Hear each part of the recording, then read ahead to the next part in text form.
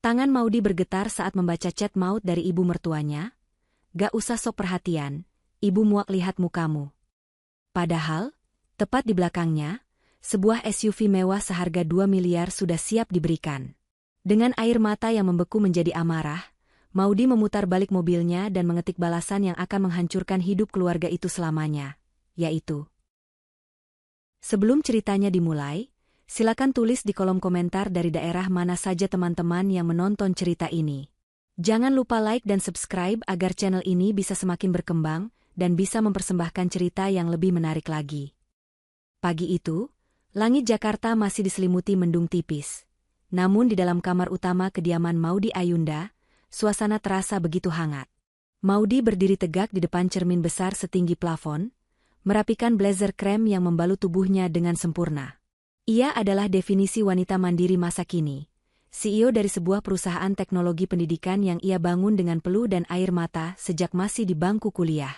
Namun, ironisnya, di rumah ini, di mata keluarga suaminya, semua pencapaian itu seolah-olah tidak terlihat atau sengaja diabaikan. Maudy melirik sebuah kotak bludru hitam kecil yang tergeletak di atas meja rias, tepat di samping botol parfum mewahnya yang beraroma mawar. Di dalam kotak itu, tersimpan sebuah kunci mobil dengan logo merek ternama yang mengkilap terkena pantulan lampu kristal kamar. Kunci itu bukan sekadar benda mati. Bagi Maudy, itu adalah simbol perdamaian. Sudah 3 tahun ia menikah dengan Nicholas Saputra, dan selama itu pula ia merasa seperti tamu yang tak diundang di tengah keluarga suaminya. Ibu mertuanya, Meriam Belina, adalah sosok yang sangat sulit ditaklukkan. Bagi Meriam, Maudy hanyalah gadis daerah yang beruntung bisa memikat putra kesayangannya yang tampan dan terpandang. Sayang, kenapa kamu melamun terus di depan cermin? Ada yang salah dengan riasanmu? Suara bariton Nicholas memecah keheningan. Nicholas baru saja selesai bersiap, ia berjalan mendekat dan memeluk Maudy dari belakang, menatap pantulan mereka berdua di cermin. Nicholas adalah pria yang sangat baik. Namun ia seringkali berada di posisi sulit antara membela istrinya atau menuruti ibunya yang dominan. Maudy tersenyum tipis, menyandarkan kepalanya di bahu Nicholas yang kokoh. Mas, aku cuma membayangkan wajah ibu nanti sore. Aku sudah janjian dengan pihak dealer. Mobil SUV putih yang tempo hari ibu puji saat kita lewat di mal itu akan diantar hari ini. Aku ingin memberikan kejutan itu langsung. Aku ingin ibu tahu bahwa aku benar-benar memperhatikan keinginannya. Nicholas terdiam sejenak, ia menghela napas panjang. Ada gurat kekhawatiran yang tak bisa disembunyikan di wajahnya. Aku sangat menghargai kebaikan hatimu. Kamu itu terlalu baik. Bahkan saat mama sering bicara ketus atau menyindirmu di depan banyak orang. Tapi aku mohon satu hal, jangan terlalu menaruh harapan tinggi pada reaksi mama. Kamu tahu sendiri bagaimana beliau. Aku hanya tidak ingin melihatmu sakit hati lagi jika ekspektasimu tidak terpenuhi. Maudy menggenggam tangan Nicholas yang melingkar di pinggangnya, mencoba memberikan kekuatan. Aku tahu, Mas. Tapi aku ingat betul kejadian bulan lalu saat kita ke acara pernikahan saudara di Bekasi. Ibu harus menunggu taksi online sampai 1 jam di bawah terik matahari, karena mobil kamu sedang di bengkel, dan supir pribadi ibu sedang izin pulang kampung. Ibu mengeluh kakinya sakit, kepalanya pusing karena panas, dan dia merasa malu harus berdiri di pinggir jalan. Aku merasa bersalah sebagai menantu, Mas. Aku ingin ibu punya kendaraan pribadi yang mewah, yang selalu siap di garasinya kapan saja dia butuh, tanpa harus bergantung pada siapapun. Nicholas mencium kening istrinya dengan penuh kasih. Matanya berkaca-kaca melihat ketulusan Maudy. Kamu adalah wanita paling luar biasa yang pernah aku temui, dia. Kebaikanmu ini terkadang membuatku merasa tidak pantas memilikimu. Baiklah, aku akan dukung niat baikmu. Semoga ini benar-benar menjadi awal yang baru untuk hubungan kalian yang lebih harmonis. Maudy mengangguk pasti. Di dalam hatinya, ia menyimpan secercah harapan yang begitu besar. Ia percaya bahwa kemewahan dan perhatian yang ia berikan hari ini, yang ia beli dengan uang hasil kerja kerasnya sendiri, tanpa menyentuh sepeser pun uang Nicholas, akan mampu meluluhkan kebekuan hati Meriam Belina. Maudy tidak menyangka bahwa niat tulusnya ini justru akan menjadi sumbu ledakan yang menghancurkan seluruh sisa kesabarannya. Setelah Nicholas berangkat ke kantor, Maudy duduk di meja makan yang terbuat dari kayu jati solid, menyesap secangkir kopi hitam tanpa gula. Ia membutuhkan kafein untuk menenangkan pikirannya sebelum menghadapi hari yang panjang. Namun, kedamaian pagi itu segera terusik saat ponselnya yang diletakkan di atas meja bergetar hebat. Notifikasi dari grup WhatsApp keluarga besar Saputra mulai bermunculan satu persatu, seperti rentetan tembakan yang tak kunjung berhenti di medan perang. Ariel Tatum, adik ipar Maudy yang dikenal dengan gaya hidup sosialitanya meskipun tidak memiliki pekerjaan tetap, baru saja mengunggah serangkaian foto tas tangan bermerk dari sebuah butik ternama. Ariel Tatum, aduh lihat deh tasnya. Cantik banget kan? Warnanya pas banget kalau Ariel pakai ke pesta minggu depan. Tadi Ariel beli pas mampir ke mall sebentar buat cari udara segar. Coba kalau kita punya mobil mewah sendiri, Ariel nggak perlu ribet bawa belanjaan sebanyak ini naik taksi online yang drivernya kadang nggak sopan dan mobilnya bau rokok. Meriam Belina, wah, bagus sekali itu sayang. Memang selera kamu itu kelas atas. Persis seperti Mama dulu waktu muda. Mama juga pengen banget punya mobil yang nyaman kayak punya teman-teman Mama di geng arisan. Tapi ya mau gimana lagi? Nasib Mama punya menantu yang cuma mementingkan diri sendiri. Uangnya banyak, tapi buat mertua cuma dikasih kiriman catering setiap minggu. Emangnya Mama ini panti asuhan yang butuh disuapi tiap hari agar tidak kelaparan? Mana ada harganya itu makanan di depan teman-teman Mama. Maudy merasakan dadanya sesak membaca kata-kata itu. Jemarinya mencengkeram cangkir kopi dengan kuat. Catering yang ia kirimkan bukan catering biasa. Itu adalah menu diet plan premium yang dirancang khusus oleh ahli gizi untuk menjaga kadar kolesterol dan tekanan darah Meriam yang sering naik secara tiba-tiba. Biayanya mencapai jutaan rupiah per minggu. Namun di mata Meriam, semua perhatian medis itu tidak ada artinya karena tidak bisa difoto dan dipamerkan sebagai simbol kekayaan.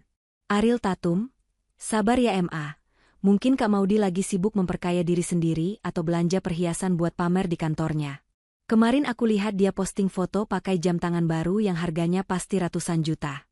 Mungkin buat dia, kenyamanan ibu mertua itu urusan nomor sekian, atau mungkin dia sengaja mau bikin Mama kelihatan susah supaya dia kelihatan paling hebat.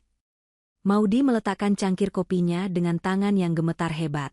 Rasa sakit itu menjalar dari dada hingga ke ujung jarinya. Ia ingin sekali membalas pesan-pesan itu, ingin berteriak bahwa jam tangan itu adalah hadiah dari rekan bisnis atas keberhasilan proyek mereka, dan bahwa ia sedang menyiapkan hadiah yang nilainya ribuan kali lipat dari sekadar tas mewah Ariel. Namun, Maudy memilih untuk memejamkan mata dan menarik napas dalam-dalam, mencoba mempraktekkan teknik pernapasan yang diajarkan terapisnya. Sabar, Maudy. Jangan terpancing. Sebentar lagi mereka akan tahu. Biarkan saja mereka bicara sekarang.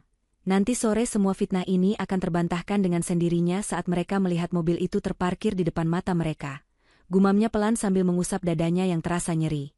Ia segera menutup aplikasi tersebut dan bersiap menuju kantor.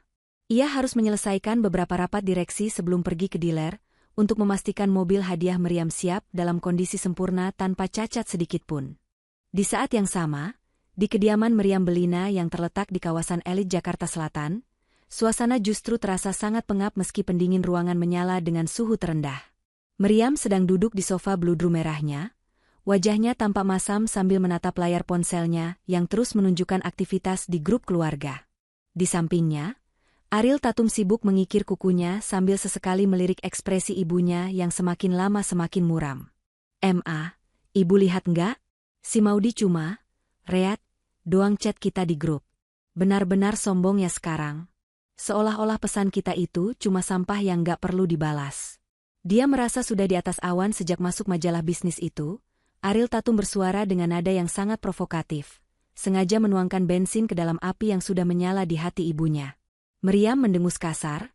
Ia melemparkan ponselnya ke atas meja kopi dengan bunyi dentuman yang cukup keras. Ibu gak heran, Riel. Dari awal dia masuk ke keluarga ini, ibu sudah punya firasat kalau dia itu tipe wanita yang keras kepala dan egois. Dia merasa sudah jadi pahlawan karena kasih uang bulanan ke ibu yang jumlahnya nggak seberapa itu. Dia nggak sadar, uang yang dia kasih itu nggak sebanding dengan beban mental ibu punya menantu yang asal-usulnya nggak jelas kayak dia. Ariel menghentikan aktivitasnya sejenak, ia mendekat ke arah ibunya dengan tatapan yang penuh intrik dan manipulasi. Tadi pagi aku iseng lewat depan showroom mobil mewah di dekat kantornya, Aku lihat ada mobil SUV putih keluaran terbaru yang harganya pasti miliaran rupiah lagi dipersiapkan di sana. Ada nama, Maudi, di berkas yang dipegang salesnya. Jangan-jangan dia beli mobil baru lagi buat dirinya sendiri, MA. Padahal mobil yang dia pakai sekarang kan belum ada 2 tahun usianya. Dia benar-benar serakah. Wajah Meriam langsung berubah merah padam. Napasnya memburu, dadanya naik turun karena rasa iri dan benci yang membakar. Apa?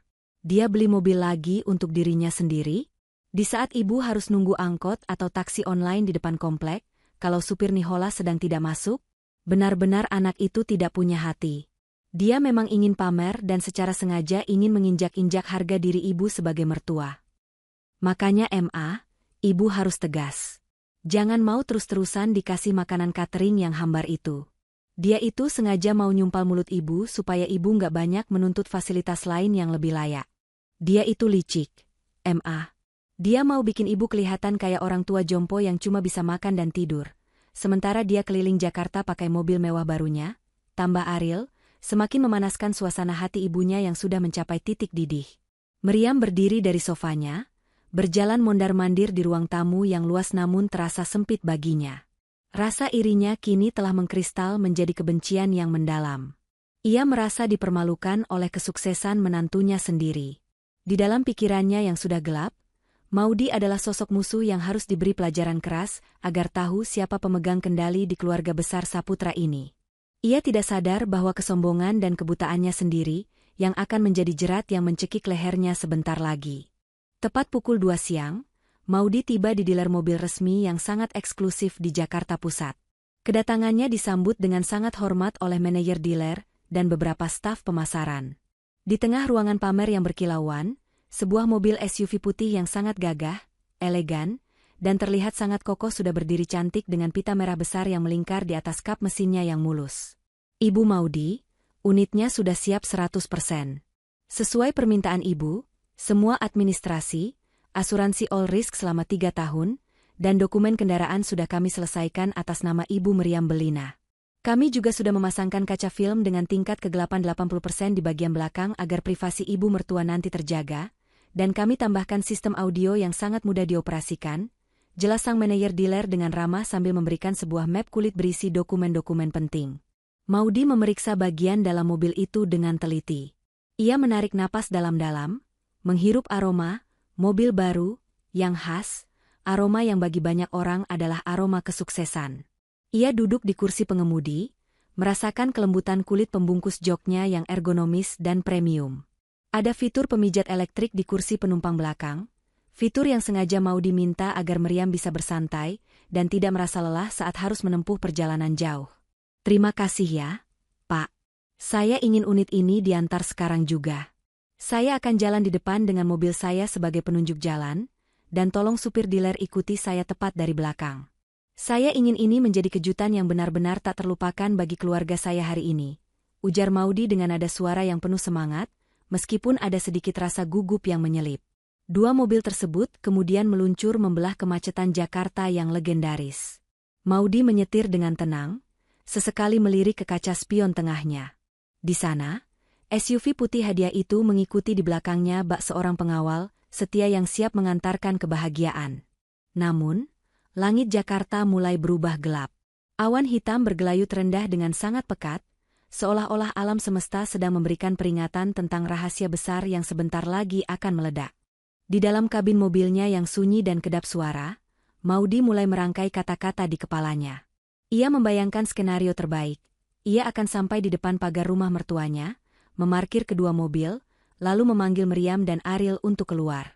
Ia akan menyerahkan kunci itu dengan tulus, memeluk ibu mertuanya, dan meminta maaf jika selama ini ada kekurangan dalam pelayanannya sebagai menantu. Ia sangat berharap momen ini bisa menjadi titik balik untuk mengakhiri semua ketegangan yang selama bertahun-tahun ini menyelimuti hubungan mereka. Hujan mulai turun perlahan, rintik-rintiknya membasahi kaca depan mobilnya. Maudi menyalakan wiper pada kecepatan rendah, matanya tetap fokus pada jalanan yang mulai licin. Sambil menunggu lampu merah yang terasa sangat lama di daerah Senayan, ia mengambil ponselnya. Ia ingin memastikan Meriam dan Ariel ada di rumah, agar kejutan ini tidak sia-sia. Dengan jari-jari yang sedikit gemetar karena rasa berdebar, ia mengetik pesan di grup keluarga. Maudy Ayunda, Ibu, Ariel, Maudy lagi di jalan menuju rumah ibu sekarang. Maudy bawa kejutan spesial yang sudah Maudy siapkan sejak lama untuk kalian berdua. Tunggu ya, sebentar lagi sampai. Tolong jangan kemana-mana dulu ya, Ibu. Maudy tersenyum menatap layar ponselnya, merasa lega karena sebentar lagi misinya untuk berdamai akan tuntas. Ia membayangkan senyum meriam yang langka. Namun, ia sama sekali tidak menyadari bahwa pesan singkat yang penuh kasih itu, di seberang sana, diterima sebagai sebuah penghinaan besar dan ajakan perang oleh Meriam Bellina yang sudah terlanjur termakan hasutan keji dari Ariel Tatum. Hujan yang tadinya hanya rintik-rintik, kini berubah menjadi deras yang menggila, seolah-olah langit sedang tumpah. Jarak pandang menjadi sangat pendek, hanya sekitar 5 meter ke depan. Maudy harus memusatkan seluruh konsentrasinya pada jalanan yang mulai tergenang air cukup tinggi di beberapa titik. Tiba-tiba, ponselnya yang diletakkan di dashboard bergetar hebat. Suara notifikasi WhatsApp masuk bertubi-tubi dengan nada yang sangat tajam, memecah kesunyian kabin mobil dan membuat jantung Maudy berdegup kencang secara mendadak. Maudy terpaksa menepi sejenak di bawah sebuah pohon beringin besar di pinggir jalan raya untuk memastikan isi pesan tersebut, khawatir ada hal darurat dari kantor atau dari Nicholas. Namun, saat ia membuka kunci layar ponselnya, wajahnya seketika berubah pucat pasi, bibirnya keluh, dan tangannya mendadak dingin. Pesan dari Meriam Bellina muncul di urutan teratas dengan huruf kapital semua, sebuah simbol kemarahan yang meluap-luap dan tak terkendali. Meriam Bellina, gak usah sok perhatian datang ke sini, Ibu muak. Kamu pikir dengan datang bawa kejutan sampah kamu itu, Ibu bakal terkesan atau bakal sujud di kaki kamu? Ibu tahu kamu sengaja kan mau datang cuma buat pamer mobil baru kamu lagi? Kamu mau bikin ibu kelihatan miskin dan gak berdaya di depan tetangga-tetangga ibu? Gak usah datang kalau cuma mau bawa tangan kosong, atau cuma mau bawa makanan sisa yang kamu sebut catering mewah itu. Ibu benar-benar muak lihat muka kamu yang sok polos tapi hatinya sombong dan licik. Belum sempat Maudy menarik napas atau sekadar mencerna rasa sakitnya, pesan dari Ariel Tatum menyusul dengan nada yang tak kalah menyakitkan dan merendahkan. Ariel Tatum, iya nih Kak Maudy, mending fokus aja sama diri sendiri, urus aja perusahaan kakak yang katanya hebat itu. Kita udah capek jadi penonton kesuksesan kakak yang dipamer-pamerin terus di sosial media. Gak usah sok-sokan mau ngasih kejutan kalau akhirnya cuma mau menceramahi kita soal kerja keras atau manajemen uang yang membosankan itu. Kita nggak butuh perhatian palsu dari kakak. Simpan saja semua barang-barang kakak itu, kita nggak sudi lihat. Maudy terdiam 1000 bahasa di balik kemudi. Ia menatap kosong ke arah kaca depan yang disapu wiper dengan cepat, namun tetap tertutup oleh derasnya hujan.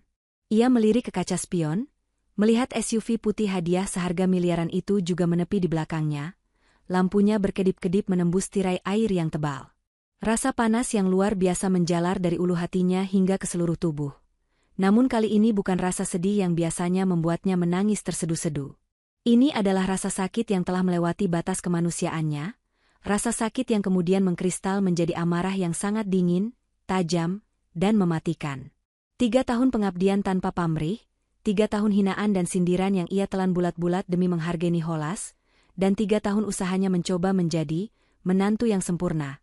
Semuanya hancur berkeping-keping hanya dalam hitungan detik lewat pesan teks yang begitu kejam. Maudy melihat kunci mobil SUV putih di sampingnya. Kunci yang tadinya adalah simbol kasih sayang dan rekonsiliasi, kini berubah menjadi bukti betapa bodohnya ia karena telah terlalu baik pada orang-orang yang tidak memiliki nurani. Jemari Maudy mulai bergerak di atas layar ponsel dengan sangat cepat. Kali ini, tidak ada lagi getaran keraguan atau keinginan untuk mengalah. Ia mengetik setiap kata dengan penuh penekanan, seolah setiap ketukan jarinya adalah paku yang mengunci mati pintu hatinya untuk keluarga mertuanya selamanya. Maudy Ayunda, syukur kalau begitu, Bu. Kalau Ibu memang merasa muak dan tidak butuh perhatian saya lagi, saya sangat menghargai kejujuran Ibu yang sangat telat ini. Tadinya saya sedang dalam perjalanan membawa mobil SUV putih keluaran terbaru yang Ibu puji tempo hari. Mobil ini khusus saya beli tunai tanpa bantuan uang Nicholas untuk Ibu dan Ariel agar kalian tidak perlu lagi kepanasan, kehujanan, atau harus berdesakan nunggu angkot di depan kompleks setiap hari. Tapi karena Ibu bilang itu semua cuma kejutan sampah. Ya sudah. Syukur kalau begitu, mobilnya saya jual lagi hari ini juga. Silakan ibu sekeluarga menikmati sisa hidup dengan berdesakan naik angkot seumur hidup. Oh iya, mulai detik ini, semua biaya hidup, rekening listrik, tagihan air, dan uang bulanan yang rutin saya kirim ke rekening ibu akan saya hentikan total tanpa terkecuali. Silakan cari kejutan lain dari orang lain yang mau ibu injak-injak harga dirinya. Selamat menikmati dinginnya hujan di pangkalan angkot. Maudy menekan tombol kirim dengan sangat mantap, seolah-olah ia baru saja melepaskan beban seberat 1 ton dari pundaknya. Detik itu juga, ia segera memutar nomor telepon manajer dealer tadi, tanpa menunggu balasan apapun dari grup yang kini mendadak hening. Halo, Pak Manajer? Tolong instruksikan supir Bapak untuk putar balik sekarang juga. Batalkan pengiriman ke alamat tadi. Bawa kembali mobil SUV putih itu ke dealer Bapak, atau antar langsung ke basement kantor saya. Saya berubah pikiran secara total. Mobil itu tidak jadi saya berikan kepada siapapun sebagai hadiah. Saya akan menjadikannya kendaraan operasional utama kantor saya sendiri.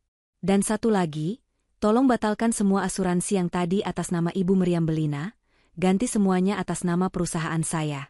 Lakukan sekarang juga. Maudy menginjak pedal gas dalam-dalam, melakukan putaran balik yang sangat tajam di tengah jalanan yang licin dan penuh genangan air, menciptakan cipratan air yang tinggi. Ia tidak menoleh lagi ke arah rumah mertuanya. Ia membiarkan ponselnya terus bergetar hebat di dashboard. Mungkin Nicholas yang panik menelepon, mungkin Meriam yang mulai tersadar akan kebodohan fatalnya, atau Ariel yang ketakutan setengah mati karena kehilangan seluruh fasilitasnya. Maudy tidak peduli lagi. Perang sudah dimulai secara resmi, dan kali ini, ia akan memastikan bahwa dirinya tidak akan pernah lagi menjadi pihak yang mengalah, apalagi pihak yang tersakiti. Suasana di dalam mobil Maudy Ayunda terasa begitu mencekam, meskipun suhu pendingin ruangan sudah ia atur pada posisi normal. Suara wiper yang menyapu kaca depan dengan ritme konstan, swing, swing, swing, menjadi satu-satunya melodi yang menemani amarahnya yang kini mulai membeku menjadi keputusan yang tak tergoyahkan. Di kursi penumpang sampingnya, kotak bludru hitam berisi kunci mobil SUV mewah itu masih tergeletak manis. Namun, benda yang tadinya ia anggap sebagai jembatan perdamaian, kini tak lebih dari sekadar logam dingin yang tak berarti, sebuah pengingat akan kebodohannya sendiri, karena terlalu berharap pada hati yang sudah tertutup rapat. Maudy melirik layar ponselnya yang terus menyala di dashboard. Nama, Nicholas Saputra, muncul berulang kali di layar, berkedip seolah meminta belas kasihan. Nicholas pasti sudah membaca ledakan di grup WhatsApp keluarga, dan sekarang sedang berada dalam fase panik luar biasa. Maudy tidak mengangkatnya. Ia membiarkan ponsel itu bergetar sampai layarnya mati sendiri, berkali-kali. Ia butuh waktu. Ia butuh ruang untuk memastikan bahwa keputusannya hari ini bukan sekadar impuls emosional sesaat, melainkan sebuah pernyataan kedaulatan diri yang sudah lama ia tunda. Cukup, Maudy. Kamu sudah cukup lama menjadi keset bagi mereka. Saatnya kamu berdiri dan menarik diri, gumamnya pelan. Suaranya terdengar asing di telinganya sendiri, lebih berat, lebih tegas, dan tanpa getaran keraguan sedikit pun. Ia teringat kembali kata-kata Meriam Belina di chat tadi, "Gak usah sok perhatian. Ibu muak." Kalimat itu terus terngiang-ngiang di kepalanya seperti kaset rusak, membakar sisa-sisa rasa hormat yang ia miliki untuk ibu mertuanya. Selama 3 tahun pernikahan, Maudy selalu mencoba memaklumi temperamen Meriam. Ia selalu berpikir bahwa jika ia memberi lebih banyak, jika ia lebih bersabar, jika ia tetap tersenyum meski dihina, suatu saat Meriam akan luluh. Namun, kenyataan pahit hari ini membuktikan bahwa bagi beberapa orang, kebaikan adalah kelemahan yang sah untuk diinjak-injak sepuas hati. Maudy membelokkan mobilnya menuju area perkantoran miliknya di pusat kota Jakarta. Ia sengaja tidak pulang ke rumah mereka di Menteng. Ia tahu Nicholas akan menunggunya di sana dengan 1000 alasan, dengan sejuta kata maaf yang bukan berasal dari hatinya sendiri, melainkan dari rasa takut kehilangan fasilitas. Hari ini, Maudy memilih untuk bersembunyi di balik meja kerjanya yang luas di lantai 25, di tempat di mana ia adalah seorang pemimpin yang dihormati ratusan karyawan, bukan seorang menantu yang dicaci maki di grup keluarga. Sesampainya di basement kantor, ia melihat supir dealer yang tadi mengikutinya sudah terparkir dengan rapi. Supir itu tampak bingung melihat mobil tujuannya berubah arah ke sebuah gedung perkantoran mewah. Maudy turun dari mobilnya, merapikan blazernya, lalu menghampiri pria itu dengan langkah tegap yang memancarkan otoritas. "Pak, mobil ini jangan dibawa ke alamat yang tadi saya berikan. Masukkan ke slot parkir khusus direksi nomor 1. Ini akan menjadi kendaraan operasional pribadi saya mulai sekarang. Urusan administrasi, penggantian nama di asuransi, dan dokumen lainnya akan diselesaikan oleh asisten saya dalam 1 jam ke depan," ujar Maudy dingin. Supir dealer itu hanya bisa mengangguk patuh. Ia merasa terintimidasi oleh aura tegas yang terpancar dari wajah Maudy, yang biasanya tampak sangat lembut dan ramah di media. Maudy melangkah menuju lift VIP. Di dalam lift yang berdinding kaca itu, ia melihat pantulan dirinya. Matanya sedikit merah, bukan karena ia ingin menangis, tapi karena ia sedang menahan api amarah yang siap menghanguskan siapapun yang mencoba menghalangi langkahnya mulai detik ini. Ia telah memutuskan, periode menantu sabar telah resmi berakhir hari ini. Sementara itu, di rumah besar milik keluarga Saputra yang selama ini operasionalnya disubsidi penuh oleh Maudy, suasana yang tadinya penuh dengan aura kemenangan dan provokasi mendadak berubah menjadi senyap yang mencekam. Meriam Belina masih duduk di sofa beludru merahnya, namun ponsel di tangannya kini terasa seberat bongkahan batu. Pesan terakhir Maudy yang menyebutkan tentang naik angkot seumur hidup dan penghentian seluruh bantuan dana, seolah-olah menjadi vonis mati bagi gaya hidup mewahnya yang selama ini ia banggakan di depan teman-teman arisannya. Ariel Tatum, yang tadinya begitu semangat memanasi ibunya dan tertawa mengejek, kini tampak pucat pasi. Jemarinya berhenti memoles kuku, ia menatap layar ponselnya dengan mata melotot. "Ma, Kak Maudy cuma menggertakkan? Maksudku, dia nggak mungkin seberani itu sama Mama. Selama ini kan dia selalu diam. Selalu mengalah kalau Mama sindir atau Mama marahin di depan orang banyak." Meriam menelan ludah dengan susah payah. Tenggorokannya terasa kering, seolah-olah ia baru saja menelan pasir. Dia cuma mau pamer kekuatan, Riel. Dia itu pengecut yang bersembunyi di balik uangnya. Mana mungkin dia benar-benar berani memutus uang bulanan ibu? Nicholas nggak akan mungkin membiarkan itu terjadi. Nicholas itu putra kesayangan ibu. Dia pasti akan membela ibu dan memaksa istrinya untuk minta maaf karena sudah bicara tidak sopan tadi. Namun, jauh di lubuk hatinya yang paling dalam, Meriam merasakan firasat buruk. Ia tahu bahwa Maudy Ayunda bukan tipe orang yang suka menggertak sambal. Maudy adalah seorang pengusaha yang terbiasa mengambil keputusan sulit dalam hitungan detik. Setiap kata yang keluar dari mulut seorang wanita yang membangun bisnis dari nol biasanya bukanlah sebuah gertakan, melainkan sebuah rencana eksekusi yang sudah matang. Tapi Ma, lihat ini, Ariel menunjukkan layar ponselnya dengan tangan gemetar. "Aku barusan mencoba cek saldo di aplikasi mobile banking untuk rekening bersama kita yang biasanya diisi otomatis sama Kak Maudy tiap tanggal segini. Saldonya benar-benar nol, Ma. 0 rupiah. Biasanya ada transferan masuk minimal 50 juta buat uang jajan mingguan aku, biaya perawatan taman, dan gaji para asisten rumah tangga. Tapi hari ini, kosong melompong." Meriam merebut ponsel Ariel dengan kasar. Matanya membelalak melihat mutasi rekening yang benar-benar bersih dari angka transferan Maudy. Jantungnya mulai berdegup kencang, memberikan rasa nyeri di dadanya. Ketakutan mulai merayap naik. Tanpa uang dari Maudy, bagaimana ia akan membayar iuran arisan berlian minggu depan yang jumlahnya fantastis? Bagaimana ia akan membayar tagihan listrik rumah sebesar ini, yang setiap bulannya mencapai jutaan rupiah, karena AC pusat yang tidak pernah dimatikan? Tiba-tiba, pintu depan rumah terbuka dengan dentuman keras. Nicholas Saputra masuk dengan langkah lebar dan wajah yang sangat gelap, seolah-olah awan badai sedang mengikutinya. Ia bahkan tidak melepaskan sepatunya, langsung berjalan menuju ruang tamu tempat ibu dan adiknya berada. Ma, apa yang sebenarnya Mama pikirkan? Apa yang Mama lakukan di grup WhatsApp tadi? Suara Nicholas menggelegar memenuhi ruangan, membuat Meriam dan Ariel terlonjak kaget hingga hampir terjatuh dari sofa. Nicholas jarang sekali menaikkan nada bicaranya, apalagi membentak ibunya sendiri, dan kali ini ia tampak seperti pria yang siap meledak. "Nicholas, kamu apa-apaan datang-datang langsung membentak ibu? Kurang ajar sekali kamu. Istrimu itu yang keterlaluan. Dia berani sekali mengancam ibu di depan keluarga besar. Dia itu menantu, harusnya punya adab," balas Meriam, mencoba sekuat tenaga mempertahankan harga dirinya yang mulai runtuh. Nicholas tertawa sinis, sebuah tawa yang penuh dengan kekecewaan dan rasa malu yang mendalam. Mengancam? Maudy baru saja membeli mobil SUV mewah seharga 2 miliar rupiah lebih untuk Mama. Dia ingin kasih kejutan supaya Mama nggak susah kalau mau pergi-pergi, supaya Mama nggak dihina teman-teman Mama karena nggak punya mobil pribadi. Tapi apa yang Mama lakukan? Mama menghina dia, menyebut niat tulusnya sebagai kejutan sampah. Maudy meneleponku sambil menangis sesenggukan tadi. Dia sudah mematikan seluruh akses finansial untuk rumah ini, dan demi Tuhan, aku tidak bisa menyalahkannya kali ini. Ruang tamu itu mendadak sunyi sesunyi kuburan. Kata, 2 miliar rupiah, seolah-olah menjadi palu godam yang menghantam wajah Meriam dan Ariel secara bersamaan. Ariel menutup mulutnya dengan kedua tangan, matanya berkaca-kaca, bukan karena menyesal telah menyakiti hati kakak iparnya, melainkan karena menyesal telah kehilangan mobil mewah yang hampir saja bisa ia pakai untuk pamer di media sosialnya.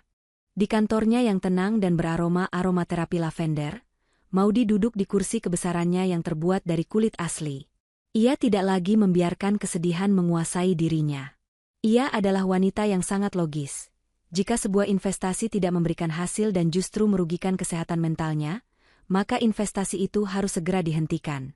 Ia menekan tombol interkom di mejanya. Sarah, masuk ruangan saya sekarang. Bawa laporan pengeluaran pribadi saya, perintah Maudy tanpa emosi. Beberapa detik kemudian, Sarah, asisten pribadinya yang cekatan, masuk dengan membawa tablet dan beberapa berkas. Iya, Bu Maudy. Saya sudah menyiapkan laporannya. Apakah ada hal darurat?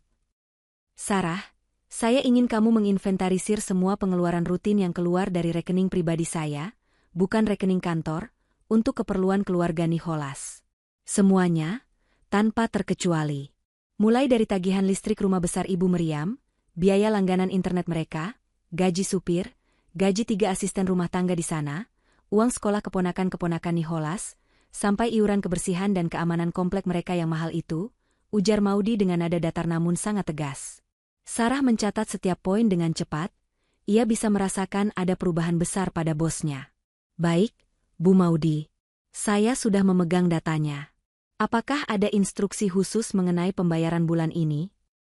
Hentikan semuanya hari ini juga. Detik ini juga. Ubah semua sistem pembayaran otomatis atau auto debit menjadi manual. Cabut nama saya dari penanggung jawab tagihan-tagihan itu. Biarkan semua tagihan itu jatuh tempo, dan sampai ke tangan mereka langsung dalam bentuk kertas tagihan merah. Jangan ada 1 rupiah pun, saya ulangi, jangan ada 1 perak pun yang keluar dari akun saya untuk mereka mulai detik ini, tegas Maudy sambil menatap tajam ke arah asistennya.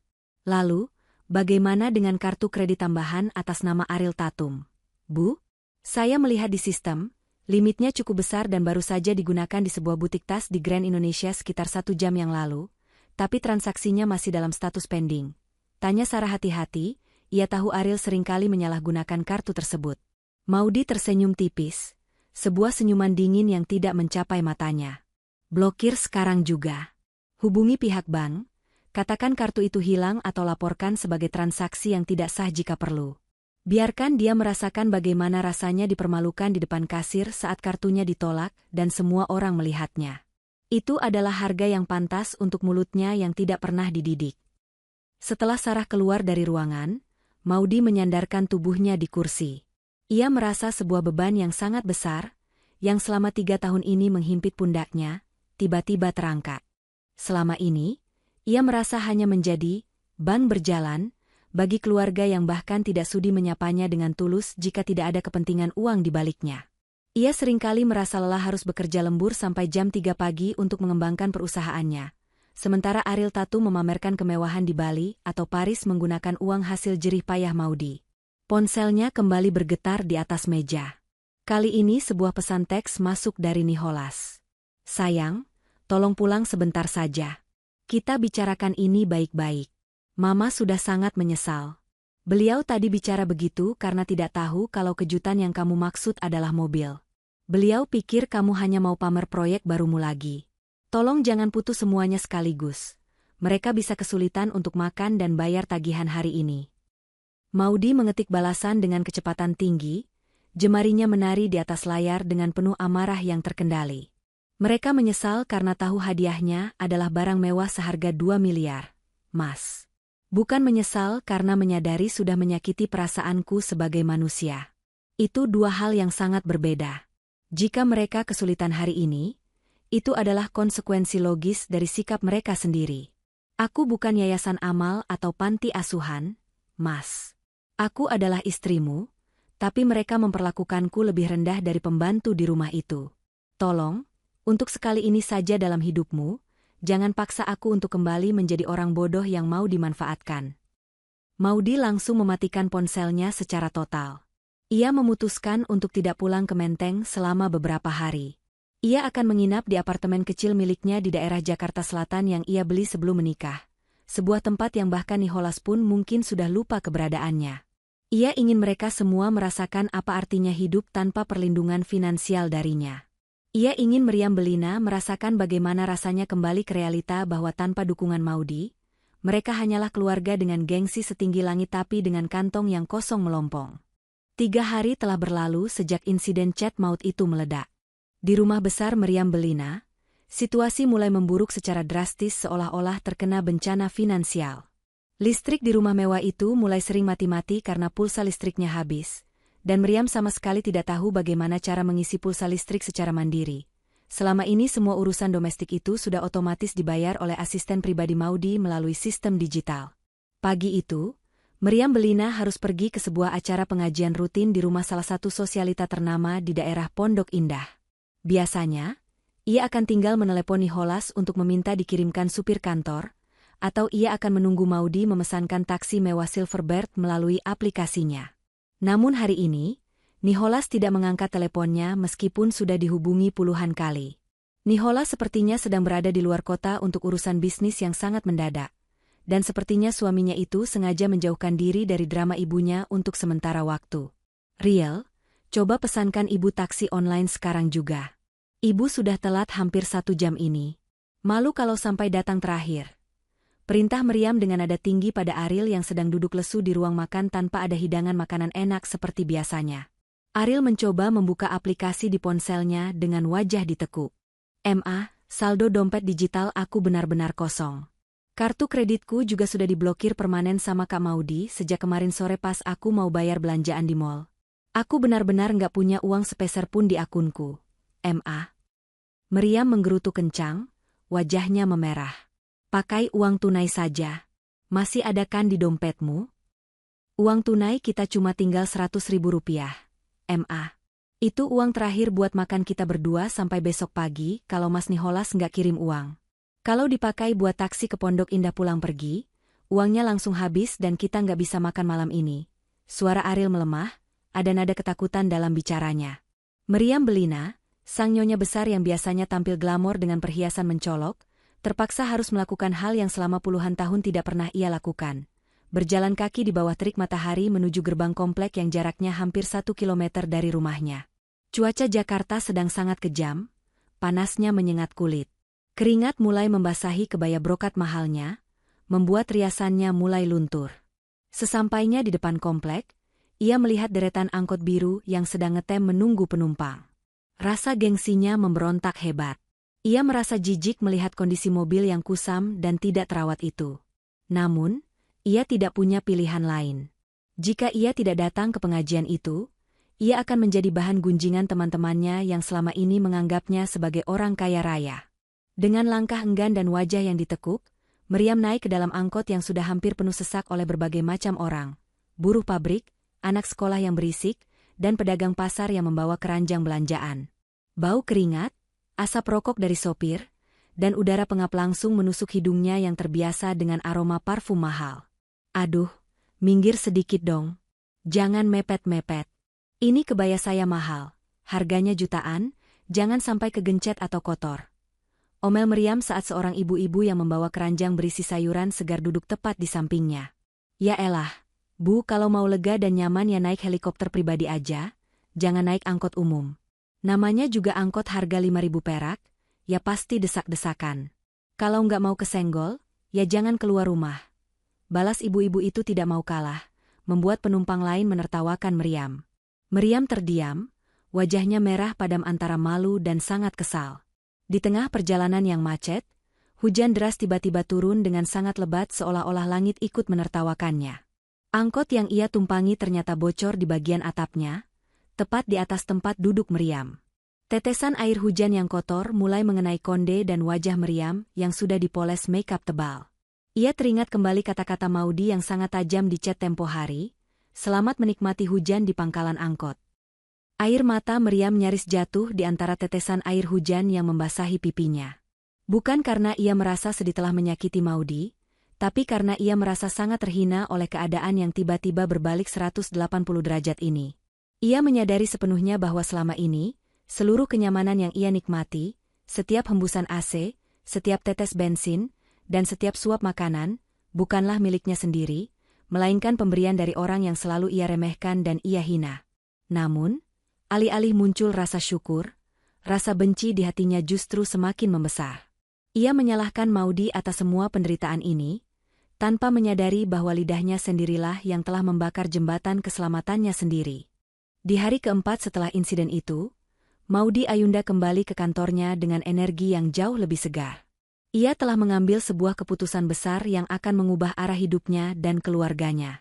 Ia tidak akan bercerai dengan Nicholas. Setidaknya belum saat ini, karena ia merasa Nicholas sebenarnya adalah suami yang baik yang hanya terjebak dalam bakti yang salah kepada orang tuanya. Namun, Maudy akan melakukan pemisahan aset secara total, legal, dan transparan.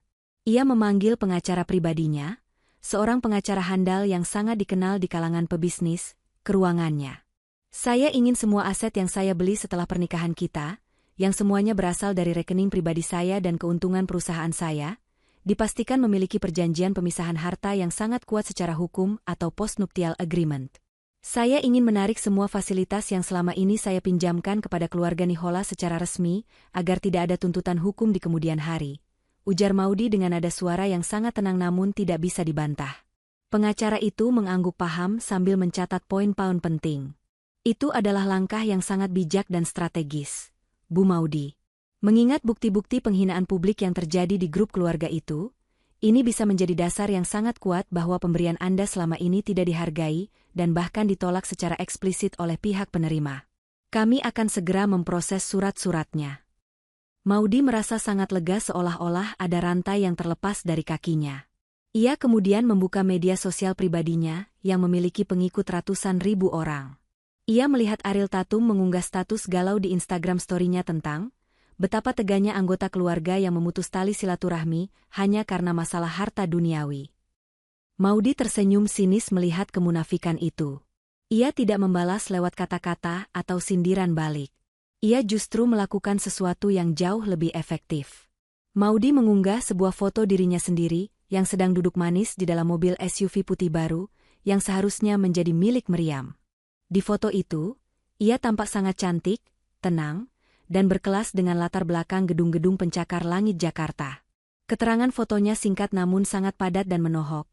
Self-reward untuk hasil kerja keras yang nyata. Terkadang, kenyamanan terbaik adalah yang kita nikmati sendiri dengan hati yang tenang, bukan diberikan kepada mereka yang hanya bisa mencela tanpa pernah tahu rasanya berjuang. Fokus pada pertumbuhan, bukan pada drama. Postingan itu langsung meledak dan mendapatkan ribuan tanda suka dalam waktu singkat. Teman-teman sosialita Meriam Bellina yang juga berteman dengan Maudy di media sosial, mulai bertanya-tanya di kolom komentar. Mereka mulai menghubungkan titik-titik cerita yang tersebar di kalangan arisan mereka. Kabar bahwa Meriam Bellina secara sombong menolak hadiah mobil mewah seharga 2 miliar dari menantunya dan sekarang terpaksa harus naik angkot mulai tersebar luas bak api di padang rumput yang kering. Malam harinya, Nicholas akhirnya pulang ke apartemen pribadi Maudy dengan wajah yang tampak sangat lelah dan kusam. Ia duduk di sofa, menatap Maudy yang sedang asyik membaca buku di meja makan dengan penerangan yang temaram. Mama jatuh sakit tadi sore. Beliau pingsan setelah pulang dari acara pengajian karena kelelahan dan stres berat, akibat panas-panasan naik angkot dan berjalan jauh. Kakinya bengkak semua, ujar Nicholas dengan suara lirih yang penuh dengan tekanan. Maudy tidak menutup bukunya, ia bahkan tidak menoleh ke arah Nicholas. Ia hanya menatap halaman bukunya dengan datar. "Lalu, apa hubungannya denganku, Mas? Ibu sakit karena pilihannya sendiri. Beliau yang memilih untuk menyatakan rasa muaknya padaku secara terbuka, dan beliau juga yang secara sadar memilih untuk menolak fasilitas yang aku berikan. Sekarang beliau sedang merasakan hasil dari benih yang beliau tanam sendiri. Bukankah hidup ini sangat adil? Nicholas menghela napas panjang, ia tampak sangat putus asa. Aku tahu Mama salah besar. Tapi apakah kamu benar-benar setega itu melihat orang tua yang sedang sakit dan menderita seperti itu? Bagaimanapun beliau adalah ibu mertuamu, dia. Maudy akhirnya menutup bukunya dengan perlahan, ia berdiri dan berjalan menghampiri Nicholas, menatap matanya dalam-dalam dengan pandangan yang tajam. Mas, aku sudah menjadi menantu yang luar biasa sabar dan baik selama 3 tahun penuh. Aku membayar semua tagihan mereka tanpa pernah mengeluh. Aku memberi mereka kemewahan yang bahkan tidak bisa mereka beli sendiri, dan aku menelan semua hinaan serta sindiran mereka di depan umum demi menjaga harga dirimu. Tapi saat mereka bilang mereka muak padaku tepat saat aku membawa hadiah yang sangat tulus, disitulah garis batas kesabaranku ditarik. Aku tidak tega pada diriku sendiri jika aku terus-menerus membiarkan diriku diinjak-injak oleh orang yang hidup dari uangku. Jika Mama sakit, bawa beliau ke rumah sakit terbaik. Pakai uangmu sendiri, Mas. Jangan pakai uangku lagi. Karena bagi beliau, uangku adalah kejutan sampah, ingat itu baik-baik. Nicholas terdiam 1000 bahasa, ia tidak mampu membalas satu kata pun. Ia menyadari sepenuhnya bahwa istrinya yang dulu sangat lembut dan penurut kini telah berubah menjadi wanita baja yang tak tergoyahkan. Ia tidak bisa lagi menggunakan alasan, bakti pada orang tua, untuk memanipulasi emosi Maudy. Malam itu, untuk pertama kalinya dalam pernikahan mereka, Nicholas menyadari bahwa jika ia ingin mempertahankan Maudy di sisinya, ia harus berhenti menjadi tameng bagi kesalahan-kesalahan fatal ibunya. Maudy kembali ke kamarnya dengan langkah anggun, meninggalkan Nicholas sendirian dalam keheningan apartemen yang dingin. Ia tahu bahwa bagian 2 dari rencananya baru saja dimulai. Ia bukan hanya ingin memberi pelajaran sesaat, ia ingin memastikan bahwa Meriam Bellina dan Ariel Tatum tidak akan pernah lagi memiliki keberanian untuk menatapnya dengan pandangan merendahkan. Dan cara terbaik untuk melakukannya adalah dengan membiarkan mereka jatuh, hingga ke dasar jurang yang mereka gali sendiri dengan kesombongan mereka. Pagi itu, mentari Jakarta terasa menyengat, seolah ikut memanaskan suasana hati Meriam Bellina yang sedang berdiri di depan cermin tua di kamarnya. Ia menatap pantulan dirinya dengan perasaan campur aduk. Tidak ada lagi penata rias panggilan yang datang ke rumahnya, tidak ada lagi asisten yang menyiapkan gaun-gaun terbaru. Meriam terpaksa mengenakan kebaya lama yang sedikit sempit di bagian pinggang, mencoba menutupi lingkaran hitam di bawah matanya dengan sisa-sisa foundation mahal yang sudah hampir mengering di dasar botolnya. Hari ini adalah hari arisan Menteng Elit, sebuah lingkaran sosial yang selama puluhan tahun menjadi panggung utama bagi Meriam untuk memamerkan kekayaannya. Ia memaksakan diri untuk datang, meskipun hatinya gentar. Ia tidak ingin teman-temannya tahu bahwa ia sedang jatuh miskin. Meriam turun dari taksi konvensional di sebuah gang, sekitar 200 meter dari rumah mewah sang tuan rumah, agar tidak ada yang melihat bahwa ia tidak lagi datang dengan mobil SUV putih yang sempat ia tolak, atau mobil pribadi apapun. Begitu Meriam melangkah masuk ke ruang tengah yang beraroma bunga lili dan kopi Blue Mountain, suasana yang tadinya riuh mendadak berubah. Percakapan para sosialita itu merendah, digantikan oleh bisik-bisik yang tajam seperti sembilu. Lihat itu Jeng Meriam. Kok datangnya telat banget? Dan lihat deh, tas yang dibawa itu kan koleksi 3 tahun lalu. Bukannya dia bilang menantunya habis beli tas terbaru di Paris? Bisik Jeng Maya, sang ketua arisan, sambil menyesap teh dari cangkir porselennya. Iya, dengar-dengar dia lagi ada masalah besar sama Maudy Ayunda. Katanya Maudy narik semua fasilitasnya gara-gara dihina di grup WhatsApp. Memang ya, kalau sudah tua tapi nggak tahu diri, ya begini jadinya. Sahut wanita lain dengan nada mencemooh yang tidak disembunyikan. Meriam mencoba duduk di kursi yang biasanya selalu dikosongkan untuknya. Namun kursi itu kini sudah ditempati oleh seorang wanita muda, istri pengusaha batubara yang baru bergabung. Meriam terpaksa duduk di pojok, di sebuah kursi kayu tanpa sandaran empuk, merasa seperti pemeran figuran di panggung yang dulu ia kuasai sebagai tokoh utama. Jeng Meriam, kok tumben gak bawa mobil baru? Katanya Maudy baru saja beli SUV limited edition? Aku lihat di Instagram Maudy, fotonya sangat elegan di depan mobil itu. Kami semua mengira itu hadiah untuk Jeng Meriam sebagai bentuk bakti. Tanya Jeng Maya dengan senyuman yang lebih mirip sebuah serangan terbuka. Meriam menelan ludah, tenggorokannya terasa sangat kering dan perih. Oh, itu? Maudi memang sempat menawari, tapi aku bilang aku lebih suka mobil klasik yang lama.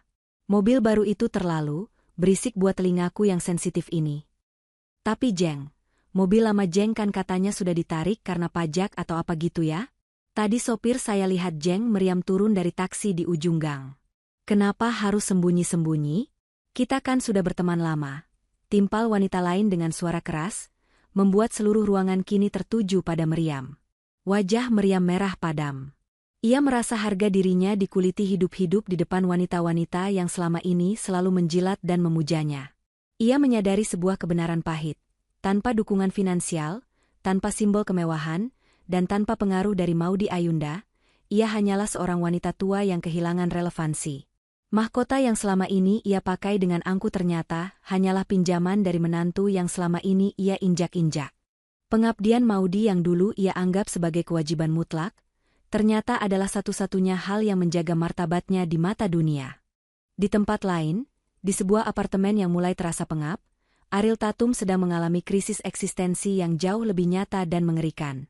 Ia berdiri di depan meja riasnya yang penuh dengan produk kecantikan mahal, namun matanya tertuju pada tumpukan surat tagihan bersampul merah yang mulai berdatangan seperti banjir bandang.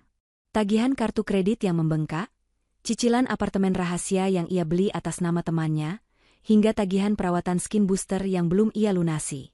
Selama ini, Ariel hidup bak putri raja yang tak pernah menyentuh tanah. Ia tidak perlu bekerja satu hari pun karena Maudi selalu memberikan dana pembinaan atau subsidi rahasia untuk setiap ide bisnis konyolnya yang selalu berakhir gagal. Namun hari ini, realita menghantamnya dengan keras. Saat ia mencoba memesan layanan pesan antar makanan sehat melalui ponselnya, notifikasi merah besar muncul di layar, transaksi ditolak. Saldo tidak mencukupi atau akun dibekukan. Ariel mencoba menghubungi rekan bisnisnya, berharap bisa menarik sisa modal dari usaha butiknya yang ia klaim sukses di media sosial, padahal sebenarnya hanya dibiayai oleh Maudi. Halo, SIS? Aku mau tarik sisa modal aku di butik dong. Lagi ada keperluan mendesak buat renovasi rumah mama. Ujar Ariel mencoba terdengar santai, meskipun suaranya bergetar hebat. Modal apa lagi? Riel? Bukannya Kak Maudi sudah kirim email ke kita bulan lalu? Dia bilang butik kita itu sebenarnya sudah rugi ratusan juta, dan dia yang selama ini diam-diam menutupi semua kerugian itu supaya kamu nggak malu. Sekarang setelah Kak Maudi cabut investasinya, butik itu resmi bangkrut dan ditutup. Kita malah ada hutang ke supplier kain yang harus dibayar minggu depan. Aku justru mau tanya, kapan kamu bisa setor bagian kamu? Suara di seberang telepon terdengar sangat ketus dan tidak bersahabat. Ariel mematikan telepon dengan tangan yang gemetar hebat. Ia baru menyadari betapa dalam Maudi telah menanamkan pengaruhnya dalam hidupnya. Maudi bukan sekadar kakak ipar yang punya banyak uang, tapi Maudi adalah seluruh sistem pendukung kehidupan Ariel. Selama ini, Maudi membiarkan Ariel merasa hebat dan sukses agar Ariel tidak banyak berulah atau mengganggu kehidupannya dengan Nicholas. Namun kini, saat sistem itu dicabut secara mendadak, Ariel baru sadar bahwa ia hanyalah sebuah cangkang kosong yang sama sekali tidak memiliki fondasi untuk berdiri di atas kakinya sendiri. Ia melihat deretan tas branded di lemarinya. Terpikir olehnya untuk menjual tas-tas itu ke pasar barang bekas mewah. Namun, saat ia membawanya ke sebuah toko resale ternama di sebuah pusat perbelanjaan, kenyataan pahit kembali menampar wajahnya. Maaf sekali, Mbak Ariel, tas-tas ini modelnya sudah lewat musim, dan kondisinya kurang terawat, ada jamur di bagian dalamnya. Kami hanya bisa ambil dengan harga 15% dari harga beli awal. Apalagi sekarang pasar lagi jenuh dengan model seperti ini, ujar pemilik toko tersebut dengan nada meremehkan. Ariel ingin marah, ingin berteriak bahwa ia adalah adik Nicholas Saputra, namun ia tidak punya energi lagi. Ia pulang ke rumah ibunya dengan lesu, hanya untuk mendapati bahwa di rumah besar itu, keadaan justru jauh lebih menyedihkan. Listrik kembali mati karena token habis, dan Meriam Belina sedang menangis terseduh-seduh di ruang tamu yang gelap, karena baru saja dikeluarkan dari grup WhatsApp arisan elit dengan alasan yang sangat menghina. Ketidakmampuan menjaga gaya hidup yang sesuai dengan standar komunitas. Nicholas Saputra berdiri di depan pintu kaca ruang kerja Maudi dengan perasaan yang hancur berkeping-keping. Dari balik kaca, ia melihat Maudy sedang duduk tenang sambil berdiskusi dengan dua orang dari tim legalnya. Maudy tampak sangat berwibawa, sangat cantik, dan sekaligus sangat asing. Nicholas merasa jarak antara mereka kini bukan lagi sekadar jarak fisik antara suami dan istri, melainkan jarak kelas, mental, dan martabat.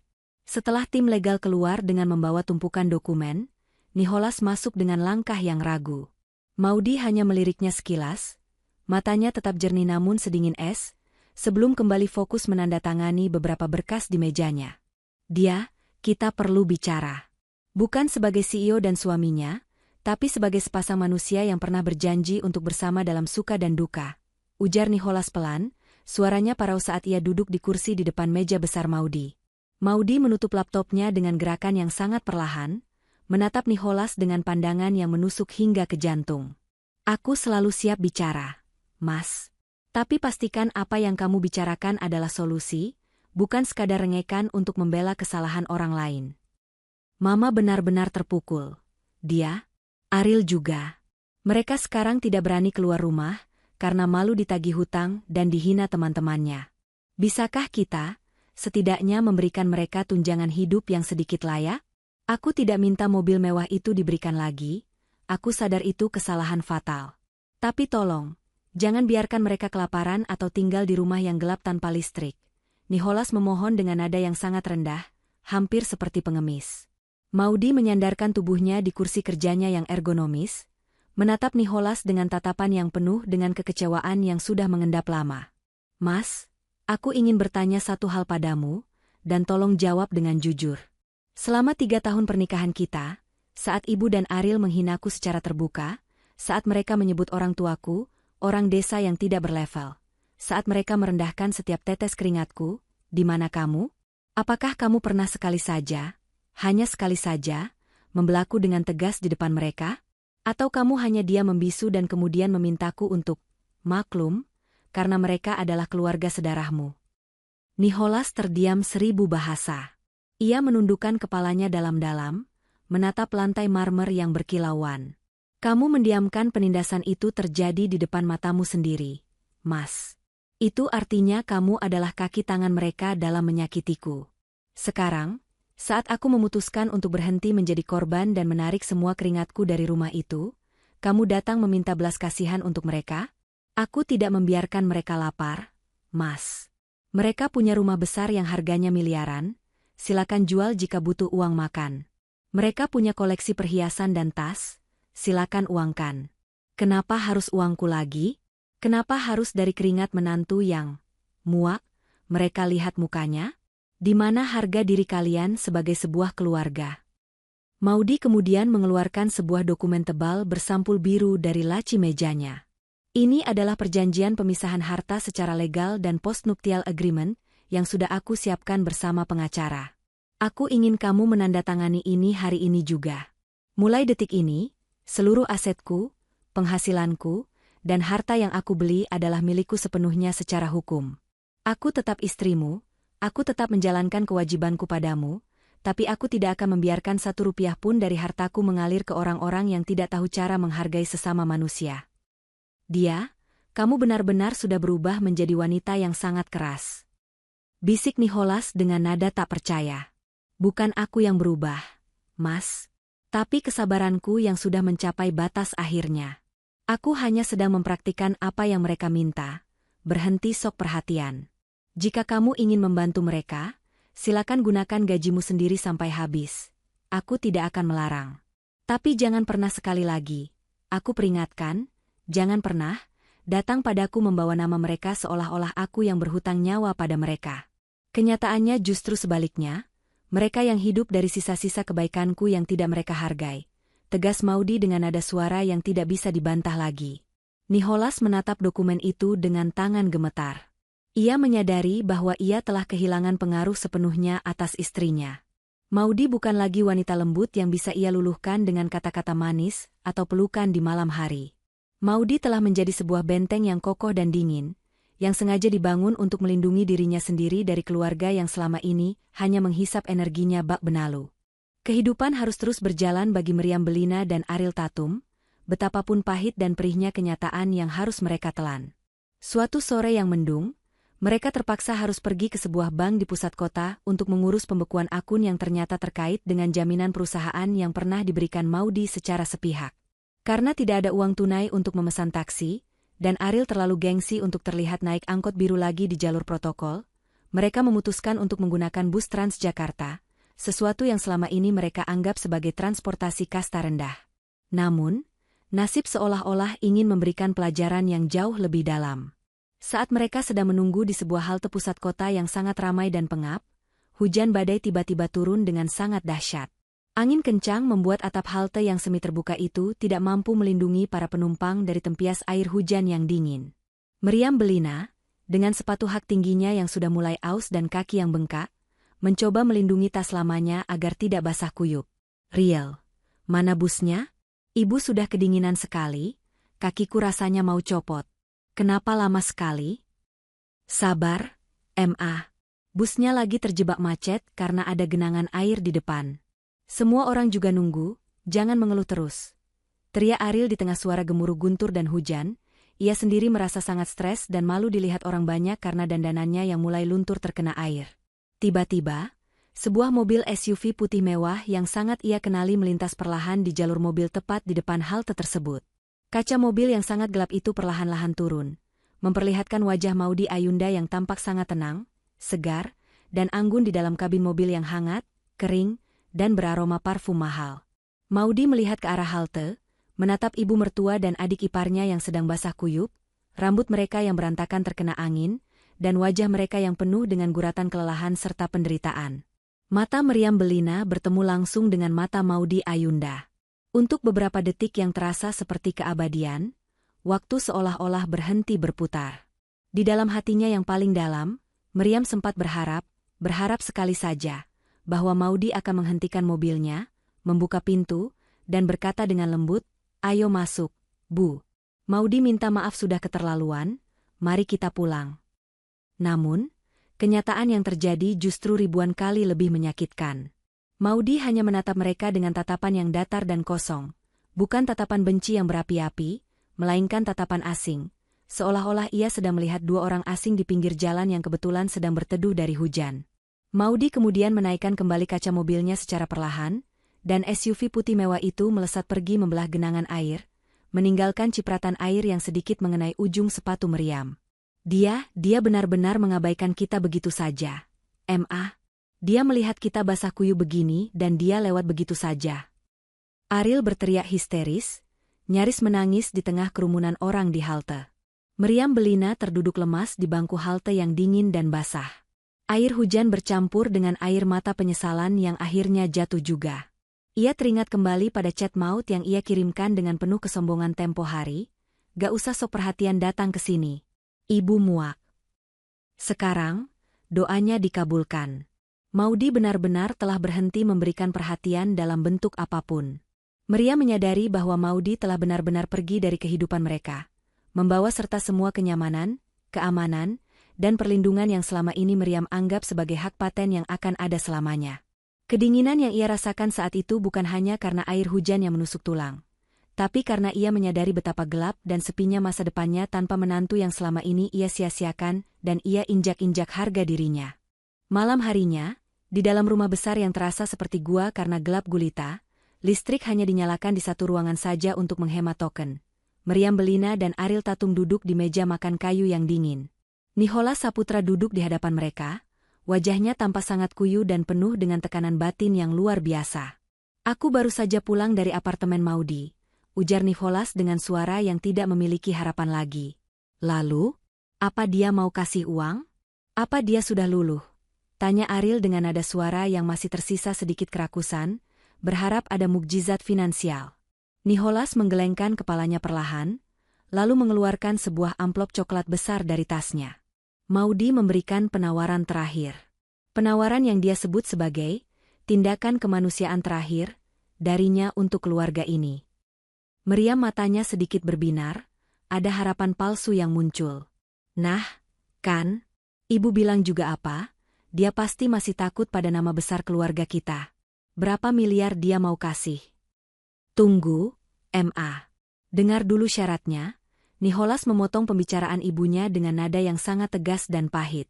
Maudy bersedia melunasi seluruh hutang kartu kredit Ariel yang mencapai ratusan juta itu, dan dia juga bersedia membayar tagihan listrik serta operasional rumah ini selama 1 tahun ke depan.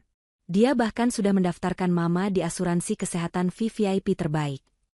Meriam hampir saja bersorak, namun Nicholas melanjutkan dengan suara yang lebih berat. Tapi ada syarat mutlak yang tidak bisa ditawar. Pertama, Mama dan Ariel harus menandatangani surat pernyataan maaf secara tertulis di atas materai yang mengakui seluruh perbuatan buruk kalian pada Maudy selama 3 tahun terakhir. Kedua, pengakuan maaf itu harus dibacakan langsung di depan seluruh keluarga besar Saputra dalam acara pertemuan keluarga bulan depan. Dan yang ketiga, Mama dan Ariel harus setuju untuk pindah dari rumah besar ini ke rumah kecil peninggalan kakek yang ada di pelosok Bogor. Rumah ini akan dijual oleh Maudy untuk menutupi kerugian investasinya yang gagal akibat ulah kalian. Meriam Belina terkesiap, dadanya sesak seolah-olah baru saja dihantam batu besar. Apa? Pindah ke Bogor? Ke rumah tua yang tidak ada AC-nya itu? Dan minta maaf di depan keluarga besar? Itu sama saja dengan menyuruh ibu untuk bunuh diri secara sosial. Nicholas. Dia benar-benar ingin menginjak-injak kepala ibu di depan semua orang. Ini adalah satu-satunya jalan agar Mama dan Ariel tidak dikejar-kejar penagih hutang atau berakhir di penjara karena masalah penipuan modal butik kemarin. Ma, ujar Nicholas dengan nada yang sangat dingin, ia sudah lelah menjadi penengah. Maudy bilang, jika Mama menolak penawaran ini, maka besok pagi tim legalnya akan datang untuk melakukan eksekusi pengosongan rumah ini secara paksa karena secara legal, sertifikat rumah ini sudah Mama jaminkan ke perusahaannya 2 tahun lalu saat Mama meminta modal untuk bisnis properti Mama yang sekarang bangkrut. Maudy memegang kendali penuh atas hidup kita sekarang. Ma. Ariel menangis sejadi-jadinya, meratapi nasibnya yang tidak akan lagi bisa pamer di Jakarta. Aku nggak mau pindah ke desa. Di sana nggak ada mall, nggak ada sinyal internet yang bagus, nggak ada teman-temanku. Pilihannya cuma 2, Ariel, pindah ke Bogor dengan semua hutang lunas dan hidup tenang, atau tetap di Jakarta tapi tinggal di kolong jembatan karena rumah ini akan disita besok pagi. Maudy tidak sedang bercanda. Dia adalah wanita yang paling serius yang pernah aku kenal. Nicholas berdiri, meninggalkan ibu dan adiknya dalam kehancuran mental yang total di tengah kegelapan rumah mereka. Meriam Belina menatap lilin kecil yang hampir habis di tengah meja. Ia menyadari sepenuhnya bahwa Maudy Ayunda tidak hanya membalas dendam dengan materi, tapi dengan cara yang paling telak dan menyakitkan.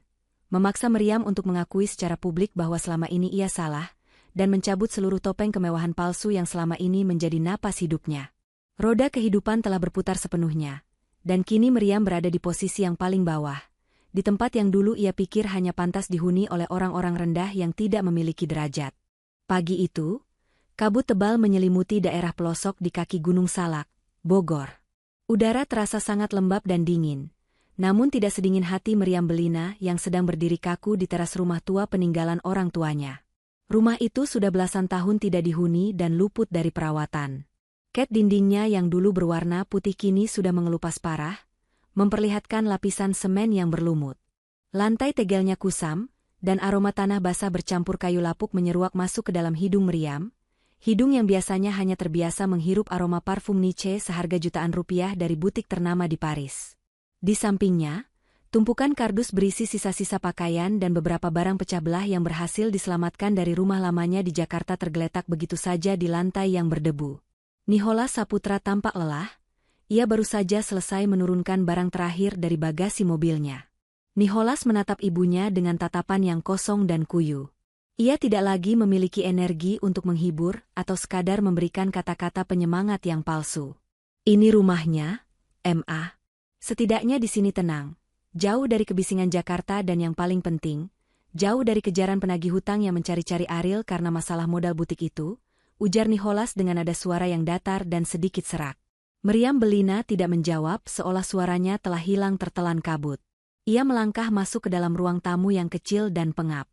Plafonnya yang tinggi dipenuhi sarang laba-laba hitam yang menjuntai. Tidak ada lampu gantung kristal yang berkilauan, tidak ada sofa bludru merah yang empuk. Yang ada hanyalah sepasang kursi rotan tua yang sudah reot dan meja kayu yang kakinya tidak lagi rata. Meriam terduduk di kursi itu, dan tiba-tiba saja, air matanya jatuh tanpa bisa dibendung lagi.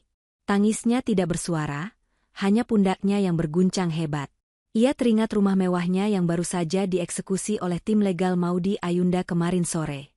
Ia teringat bagaimana para tetangga sosialitanya menonton dari balik pagar dengan tatapan yang sulit diartikan, antara kasihan atau mungkin rasa puas yang tersembunyi, saat truk angkut barang membawa keluar furnitur mahalnya yang kini disita untuk menutupi hutang. Di kamar sebelah, suara teriakan dan tangis Ariel Tatum pecah secara histeris. "Aku nggak bisa tinggal di sini, Mas Nicholas. Kamar mandinya kenapa di luar begitu? Airnya kuning dan bau besi. Mas, tolong hubungi Kak Maudy sekarang juga. Bilang padanya aku minta maaf sedalam-dalamnya. Aku akan sujud di kakinya, aku akan jadi pembantunya, asal jangan biarkan aku tinggal di tempat kumuh ini. Aku bisa gila, Mas."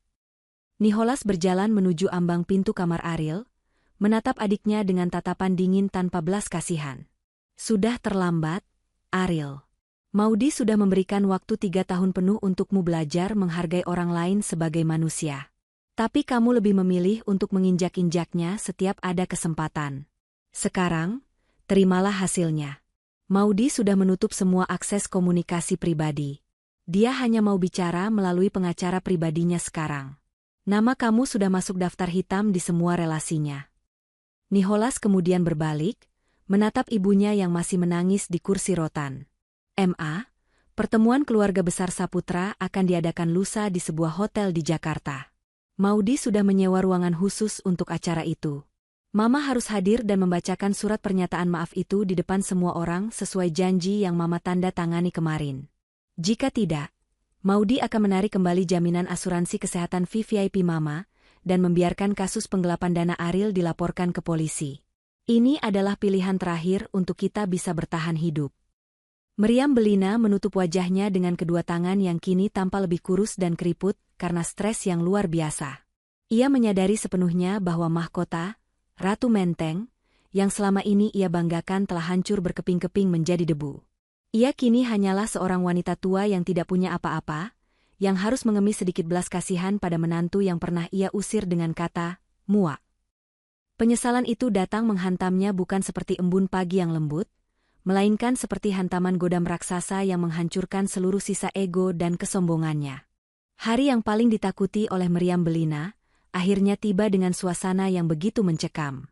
Sebuah ruangan pertemuan di hotel berbintang di pusat Jakarta, telah dipesan secara khusus oleh Maudy Ayunda. Seluruh keluarga besar Saputra hadir tanpa terkecuali. Mulai dari paman yang paling disegani, bibi-bibi yang hobi bergosip, hingga sepupu jauh yang selama ini selalu menganggap Meriam sebagai sosok yang sukses, kaya raya, dan sangat berpengaruh. Mereka semua hadir dengan raut wajah penuh tanya dan bisik-bisik yang tidak tenang. Bertanya-tanya mengapa Meriam tiba-tiba mengundang mereka semua untuk sebuah pertemuan yang sangat mendadak ini. Maudy Ayunda duduk di kursi paling depan, tepat di samping Nicholas. Ia mengenakan gaun hitam yang sangat elegan, rambutnya disanggul rapi tanpa celah, dan wajahnya tampak begitu tenang seolah ia sedang menghadiri rapat direksi tahunan. Tidak ada raut dendam, tidak ada raut amarah di wajahnya, yang ada hanyalah ketegasan seorang wanita yang telah selesai dengan masa lalunya yang menyakitkan. Meriam Belina melangkah ke podium dengan kaki yang bergetar hebat, langkahnya gontai seolah ia bisa pingsan kapan saja. Ariel Tatum berdiri tepat di belakangnya, menundukkan kepala sedalam-dalamnya hingga rambut panjangnya menutupi wajahnya yang sembab karena terus menangis. Suasana ruangan mendadak sunyi senyap seolah oksigen di sana telah habis, saat Meriam mengeluarkan selembar kertas putih dengan materai yang tertempel di ujungnya. Dengan suara yang serak, gemetar, dan berkali-kali terputus karena sesak napas, Meriam mulai membaca teks tersebut. "Saya, Meriam Belina, berdiri di sini hari ini di hadapan keluarga besar, untuk mengakui kesalahan yang sangat fatal yang telah saya lakukan kepada menantu saya, Maudy Ayunda. Selama 3 tahun pernikahan putra saya telah memperlakukannya dengan cara yang sangat tidak manusiawi. Saya telah menghina latar belakang keluarganya, merendahkan martabat pekerjaannya, dan memanfaatkan seluruh kebaikan serta kekayaannya hanya demi memuaskan gengsi pribadi saya yang kosong." Bisik-bisik kaget langsung menjalar di seluruh ruangan seperti api.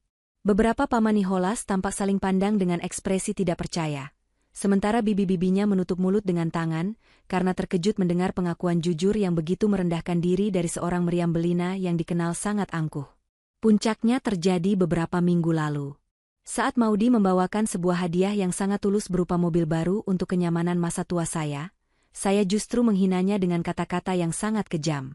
Saya menyebutnya muak dan menyuruhnya pergi dari hidup saya. Hari ini, di depan kalian semua, saya menyadari bahwa saya telah menyia-nyiakan berlian berharga demi sampah ego saya sendiri. Saya meminta maaf secara terbuka kepada Maudy Ayunda, dan saya mengakui bahwa segala kemewahan yang saya nikmati selama ini adalah murni hasil kerja kerasnya, bukan karena kehebatan saya atau nama keluarga ini.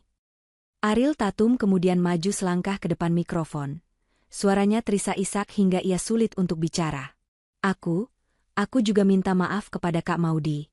Aku sudah menjadi adik ipar yang sangat jahat. Aku sering memprovokasi Mama untuk membenci Kak Maudy. Aku telah menghambur-hamburkan uang Kak Maudy untuk gaya hidupku yang palsu. Aku benar-benar menyesal dan memohon ampun.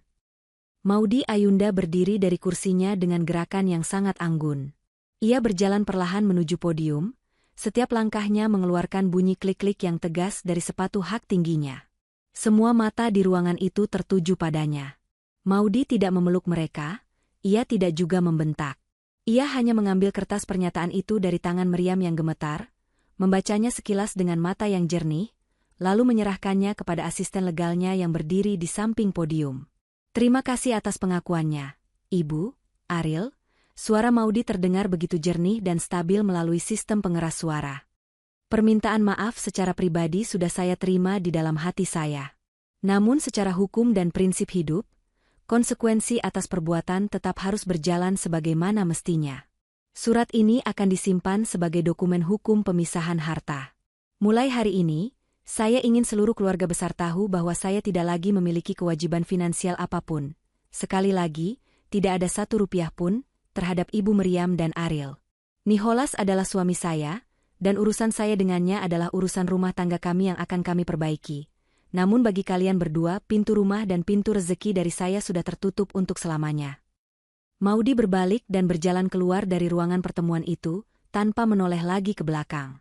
Ia meninggalkan kerumunan keluarga besar yang kini menatap Meriam Bellina dengan pandangan yang sangat berbeda dari sebelumnya. Bukan lagi rasa hormat yang mereka berikan, melainkan rasa kasihan yang sangat merendahkan. Meriam menyadari sepenuhnya bahwa meskipun kata maaf telah ia ucapkan, martabat yang telah ia bangun selama puluhan tahun tidak akan pernah bisa kembali lagi. Ia telah jatuh ke dasar jurang yang ia gali sendiri. Beberapa bulan berlalu sejak pertemuan keluarga besar yang menggemparkan itu. Maudy Ayunda telah kembali ke rutinitasnya sebagai seorang pemimpin perusahaan yang disegani. Namun, ada sesuatu yang sangat berbeda dalam cara ia menjalani hidupnya sekarang. Ia merasa jauh lebih ringan, seolah-olah ia baru saja melepaskan beban bertonton dari pundaknya. Tidak ada lagi beban pikiran untuk memeriksa tagihan-tagihan kartu kredit Ariel yang tidak masuk akal.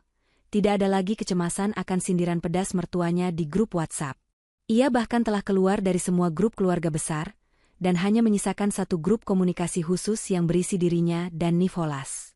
Di rumah mereka yang kini terasa lebih luas dan tenang, Nicholas Saputra sedang mencoba beradaptasi dengan kenyataan hidup yang sangat baru baginya.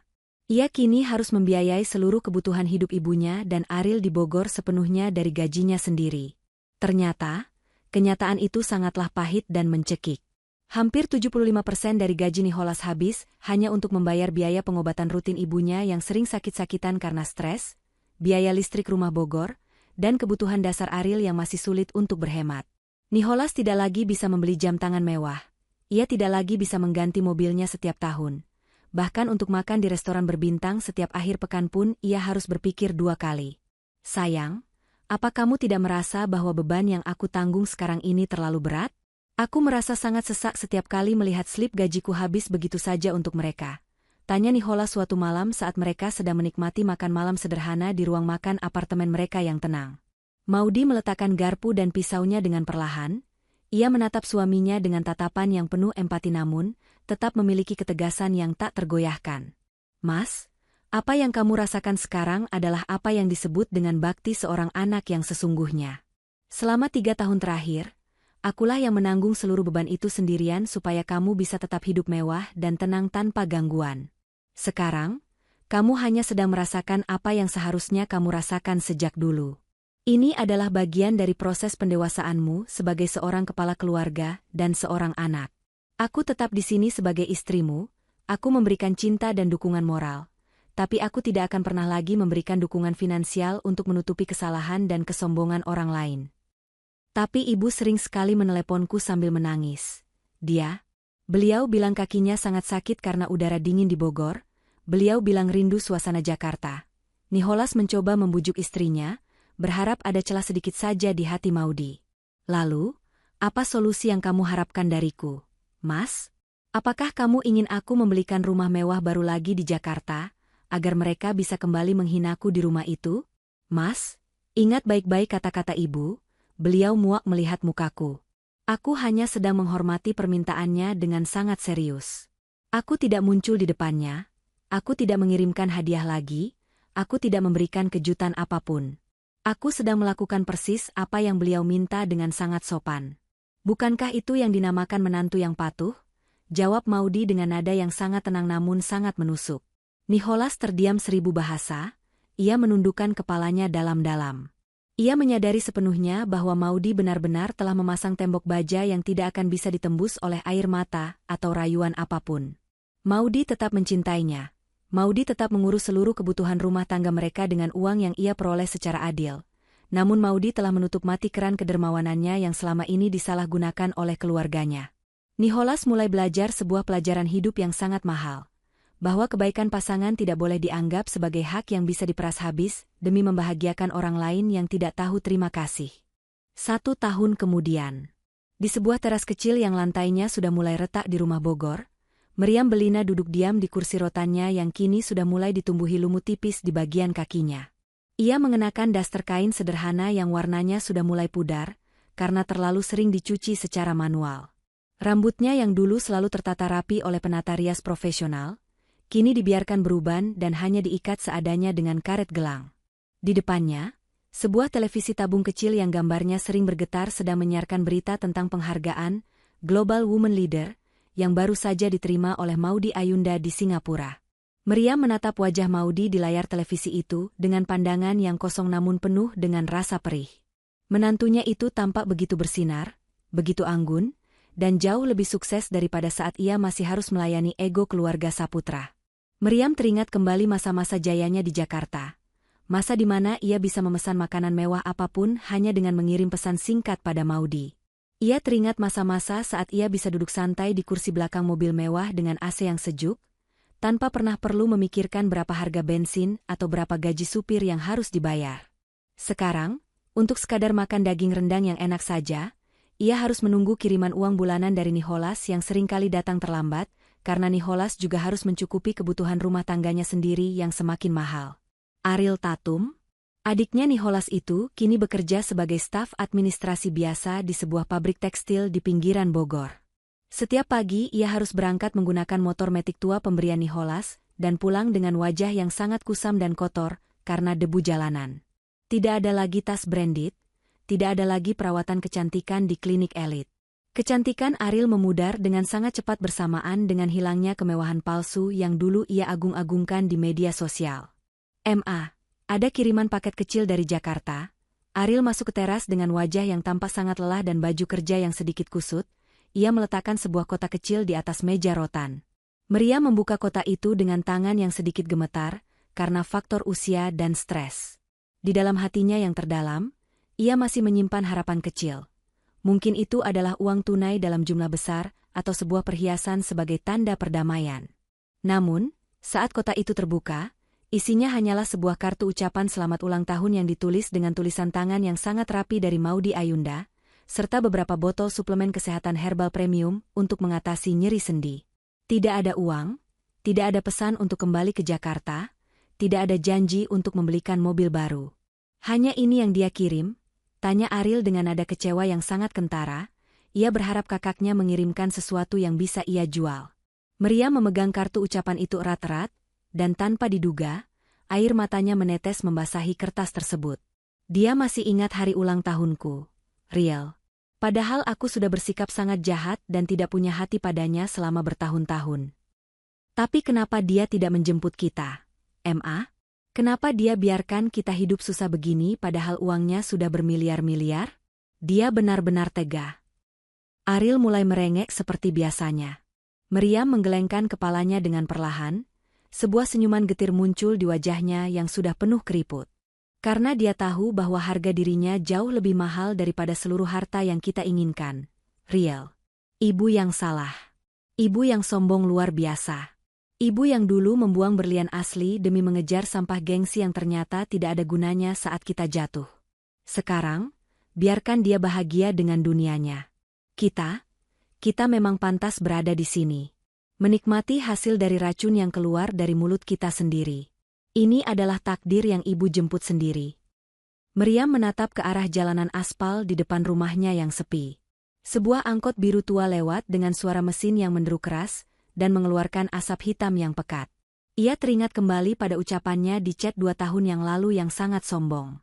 Silakan ibu sekeluarga, berdesakan naik angkot seumur hidup. Maudy tidak pernah salah. Maudy hanya memberikan apa yang Meriam minta dengan cara yang paling jujur dan paling nyata. Penyesalan itu kini telah menjadi teman setianya setiap malam, sebuah beban mental yang jauh lebih berat daripada kemiskinan materi itu sendiri. Jakarta, akhir tahun 2026. Maudy Ayunda berdiri di balkon kantor barunya yang megah, yang terletak di lantai paling atas sebuah gedung pencakar langit di kawasan bisnis Sudirman.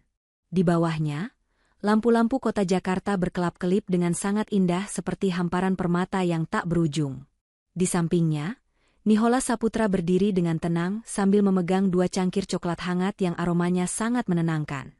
Mereka baru saja merayakan ulang tahun pernikahan mereka yang kelima dengan sebuah makan malam romantis yang sangat privat. Tahun ini adalah tahun yang paling tenang, paling damai, dan paling bahagia bagi hubungan mereka berdua. Apa yang sedang kamu lamunkan, sayang? Kamu tampak begitu tenang menatap lampu-lampu itu, tanya Nicholas dengan nada suara yang lembut. Ia melingkarkan lengannya di bahu Maudy. Maudy tersenyum manis, sebuah senyuman yang benar-benar berasal dari kedamaian jiwanya. Ia menatap langit malam yang bersih tanpa awan. Aku hanya sedang berpikir, betapa jauhnya aku telah melangkah. Dulu, aku sempat berpikir bahwa aku tidak akan pernah bisa lepas dari tekanan dan manipulasi ibumu. Aku pikir aku harus terus memberi dan memberi agar bisa diterima sebagai bagian dari keluarga. Tapi ternyata, kebahagiaan sejati itu justru datang saat aku berani berkata, cukup, dan berdiri di atas kakiku sendiri untuk melindungi harga diriku. Nicholas mempererat pelukannya dari belakang. Ia mencium rambut istrinya dengan penuh rasa syukur. Terima kasih banyak karena kamu sudah memilih untuk tetap bertahan bersamaku. Dia. Terima kasih karena kamu sudah mengajariku arti menjadi seorang laki-laki yang harus punya prinsip dan harga diri. Aku tahu Mama dan Ariel hidup dengan sangat terbatas di Bogor, tapi aku juga sadar bahwa itu adalah satu-satunya cara agar mereka bisa belajar menjadi manusia yang sesungguhnya dan menghargai arti sebuah kebaikan. Aku tidak menaruh dendam lagi pada mereka, Mas, ujar Maudy dengan nada suara yang sangat tulus. Kebencian itu hanya akan mengikat batinku pada mereka selamanya. Aku sudah melepaskan semuanya. Aku sudah memaafkan mereka di dalam hatiku demi ketenanganku sendiri, tapi aku juga tidak akan pernah mau kembali ke lubang penderitaan yang sama. Aku jauh lebih mencintai diriku yang sekarang, diriku yang merdeka. Tiba-tiba, ponsel Maudy yang tergeletak di atas meja kecil bergetar pelan. Sebuah notifikasi muncul di layar. Itu adalah sebuah foto yang dikirimkan oleh asisten yang ia tugaskan untuk memantau keadaan rumah Bogor sebulan sekali. Foto itu menunjukkan Meriam Belina sedang duduk di teras rumah tuanya, tersenyum kecil sambil membaca sebuah buku agama yang pernah dikirimkan oleh Maudy beberapa waktu lalu. Ada sebuah pancaran kedamaian sederhana yang belum pernah Maudy lihat di wajah mertuanya saat mereka masih tinggal di kemewahan semu di Jakarta. Maudy menutup layar ponselnya dengan perasaan yang lega. Ia menyadari sepenuhnya bahwa pembalasannya telah tuntas dengan cara yang paling elegan.